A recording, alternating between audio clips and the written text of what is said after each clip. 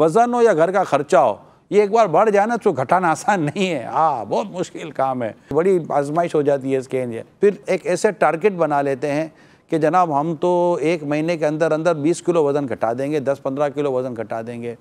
जबकि मेडिकली जो रिकमेंडेड है, जो मतलब बाकायदा एक मजबूत स्टैंडर्ड बयान किया गया, राय दी गई है, वो ये है कि 1 महीने में मैक्सिमम ज़्यादा तो 5 केजी से वज़न कम नहीं करना, वरना वीकनेस हो जाएगी। वीकनेस की वजह से फिर इश्यूज़ पैदा हो जाते हैं। जैसे मोटापे की वजह से इश्यूज़ है ना, इसी तरह वीकनेस की वजह से भी इशू हो जाते हैं। तो आप सोचिए कि अगर आपने 20 केजी वेट नीचे लाना है तो किसी महीने आपका 4 केजी नीचे आएगा, किसी महीने आपका 3 केजी नीचे आएगा, किसी महीने आपका 5 केजी नीचे आएगा।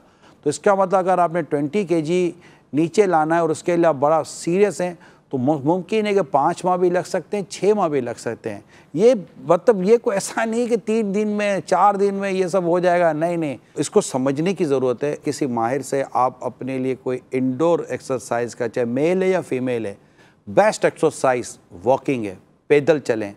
फिर एक्सरसाइज के साथ साथ टोटल कैलोरीज कितनी हैं, कैलोरीज ये आपके अंदर की एक चीज़ होती है जो कि ताकत लाती है, लेकिन जब ओवर कैलोरीज हो जाएं वो कैलोरीज फिर आपका फैट बनाती हैं, चर्बी बनाती हैं।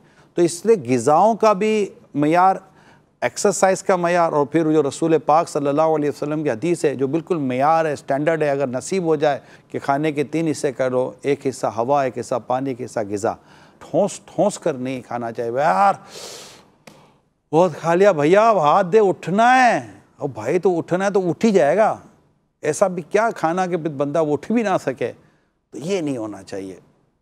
ऐसा मतलब कि भूख बाकी हो, हाथ रोक लें। अल्लाह आपको मुझे सेहतमंद अपनी रज़ा के लिए रखे कि अल्लाह ताला को तंदुरुस्त मोमिन यानी कवी मोमिन, जिससे मुराद तंदुरुस्ती भी ली गई है, अल्लाह ताला को कवी मोमिन कमज़ोर मोमिन के मुकाबले में ज़्यादा पसंद है।